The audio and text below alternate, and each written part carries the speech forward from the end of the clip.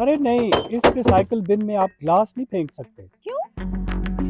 क्योंकि 2019 में रियासत वर्जीनिया में शीशे को आम रिसाइकल बिन में डालने से मना कर दिया गया था। और इसकी कई वजूहात हैं।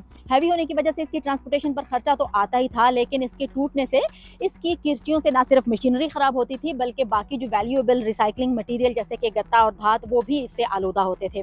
इसको बाकी ट्रैश से अलग करके साफ करना भी एक मसला था। और इसके लिए रीजन भर में ये पर्पल कंटेनर्स रखे गए हैं ताकि लोग अपना शीशे का जितना भी ट्रैश है वो यहाँ आकर डालें और यहाँ से उसे उन प्लांट्स में ले जाया जा सके जहाँ पर सिर्फ शीशा रिसाइकल होता है। और चूंकि अमेरिका में सिर्फ शीशे को रिसाइकल करने के 34 प्लांट्स हैं, यही वजह है कि इस 100% रिसाइकल होने वाले मटेरियल शीशे की अमेरिका में रिसाइकलिंग की शरह बहुत कम यानी तकरीबन 33% है। काउंटी की तरफ से लोगों को ये हिदायत है कि अगर वो अपने शीशे का जो ट्रैश है वो इन पर्पल कंटेनर्स में आकर ना डाल सकें तो उसे आम ट्रैश में डाल दें। यही वजह है कि यहाँ ज़्यादातर शीशा आम ट्रैश के साथ लैंडफिल वेस्ट ही बनकर रह जाता है। हमने भी ये पर्पल कंटेनर ढूंढ लिया है और जितनी भी ग्लास की बॉटल्स हैं वो इसमें डालेंगे और घर और बाहर दोनों माहौल इससे साफ रहेंगे।